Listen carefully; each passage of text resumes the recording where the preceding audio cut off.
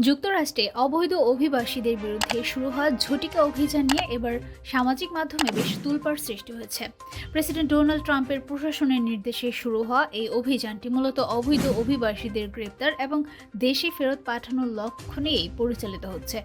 গত কিছুদিনে এই অভিযানে বেশ কিছু নথিপত্রবিহীন অভিবাসীকে হাতে হ্যান্ডকাফ পরিয়ে ফেরত পাঠানো হচ্ছে, যা মানবাধিকার কর্মীদের জন্য উদ্বেগজনক হয়ে উঠেছে। এমন পরিস্থিতিতে সেলেনা গোমেজ, একজন জনপ্রিয় গায়িকা এবং অভিনেত্রী, এই আবেগঘন পরিস্থিতিতে চুপ থাকতে পারেননি। তিনি নিজের সামাজিক যোগাযোগ মাধ্যমে একটি ভিডিও পোস্ট করেন, যেখানে তিনি অঝরে কাঁদতে কাঁদতে বলেছিলেন, "আমি খুবই দুঃখিত। আমি জানি না কি হচ্ছে, কিন্তু আমি জানি আমি কিছু করতে পারলে সেটা করতাম।" ভিডিওটি পোস্ট করার পর তিনি তার আবেগ ও সহানুভূতি প্রকাশ করেছেন, তবে পরে সেটি অনলাইনে প্রবল সমালোচনার মুখে মুছে ফেলতে বাধ্য হন।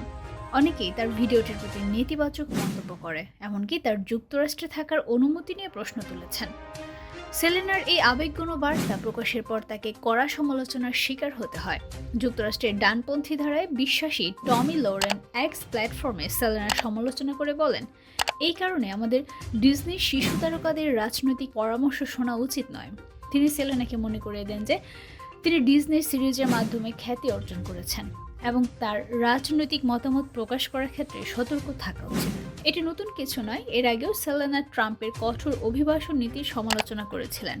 গত বছর অক্টোবরে এমিলিয়া গোমেজ ছবির প্রচারের ভ্যারাইটিকে দেওয়া এক সাক্ষাৎকারে বলেছিলেন, "আমি সবসময় মানুষের পাশে দাঁড়াতে চাই।" অভিবাসীদের প্রতি তার সহানুভূতির কারণে তিনি বেশ কয়েকটি সমাজসেবা প্রকল্পে সক্রিয় ভূমিকা পালন করেছেন। সেলেনার সোশ্যাল মিডিয়া পোস্টে বলা হয়েছিল, "শিশুরাও বাদ যাচ্ছে না। আমি বুঝতে পারছি না কি হচ্ছে। আমি সত্যিই দুঃখিত।" এই ভিডিওটি তার আবেগের বহিঃপ্রকাশ হলেও পরে অনলাইনে ট্রলিং এবং নেতিবাচক মন্তব্যের মুখে তিনি তা মুছে ফেলেন। তবে সেলেনার এই প্রতিবাদী মনোভাব তার অভিবাসীদের পক্ষে দীর্ঘদিনের সমর্থন এবং তাদের যন্ত্রণা সম্পর্কে সচেতনতা বৃদ্ধির প্রচেষ্টারই একটি অংশ।